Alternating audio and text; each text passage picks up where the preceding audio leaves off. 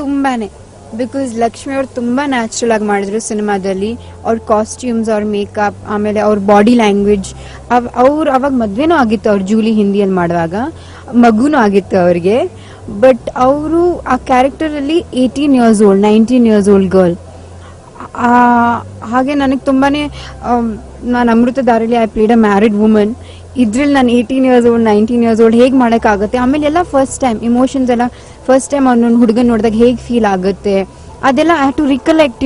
First time ನೋಡಿದಾಗ ನಾವು ಹೇಗೆ ಮಾಡ್ತೀವಿ, ಬಿಕಾಸ್ ನಾವು ಈಗೆಲ್ಲ ಮಾಡೋ ಸಿನಿಮಾದಲ್ಲಿ ವಿ ಯೂಸ್ ಟು ಇಟ್, ಮಾಡ್ದೇನೆ ಮಾಡ್ತೀವಿ. ಬಟ್ ಫಸ್ಟ್ ಟೈಮ್ ನೋಡಿದಾಗ ಹೇಗಿರುತ್ತೆ? ಯು ಆರ್ ನಾಟ್ ಪ್ರೊಫೆಷ್ನಲ್ ಆಗ, ನಿಮ್ಗೆಲ್ಲ ಗೊತ್ತಿರಲ್ಲ, ಎಲ್ಲ ಈಗ ಅವಾಗಲೇ ಕಲಿಯೋದು ನೀವು. ಆ ಥರ ನನಗೆ ಹೋಗೋಕ್ಕೆ ವಾಪಸ್ ಸ್ವಲ್ಪ ಇನ್ನಸೆಂಟಾಗಿ ಆ್ಯಕ್ಟ್ ಮಾಡಬೇಕಾಗಿತ್ತು. So I study the subject. ನಾನು ತುಂಬಾ ಟೈಮ್ ತೊಗೊಂಡೆ ಒಂದೊಂದು ಶಾರ್ಟ್ ಕೊಡೋಕ್ಕೆ ಮುಂಚೆ. ಬಟ್ ಹೇಳಬೇಕಂದ್ರೆ ಎಲ್ಲರದ್ದು ಸಪೋರ್ಟ್ ಇತ್ತು. ಆಮೇಲೆ ನನಗೆ ಇನ್ನೊಂದು ಏನಿತ್ತಂದರೆ ಚಾಲೆಂಜ್ ಇತ್ತು. ಡೆಫಿನೆಟ್ ಆಗಿ ಕಂಪೇರ್ ಮಾಡೇ ಮಾಡ್ತಾರೆ ಆ ಜೂಲಿಗೂ ಈ ಜೂಲಿಗೂ ಲಕ್ಷ್ಮಿಗೂ. ಪ್ಲೀಸ್ ದಯವಿಟ್ಟು ಕಂಪೇರ್ ಮಾಡಬೇಡಿ, ಬಿಕಾಸ್ ಅವ್ರು ಮಾಡಿದ್ದು ಗ್ರೇಟ್. ಆ್ಯಂಡ್ ಇವತ್ತು ನಾನು ಮಾಡ್ತಾ ಇರೋದು ನನ್ನ ಇಮ್ಯಾಜಿನೇಷನ್ ಇಂದ.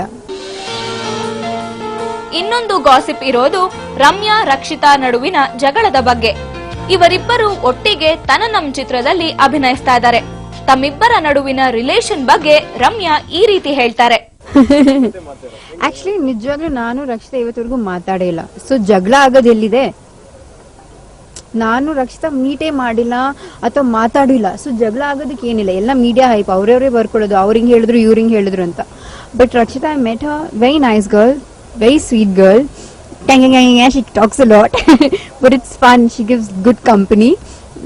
Very nice girl, very nice heart. So I'm looking forward.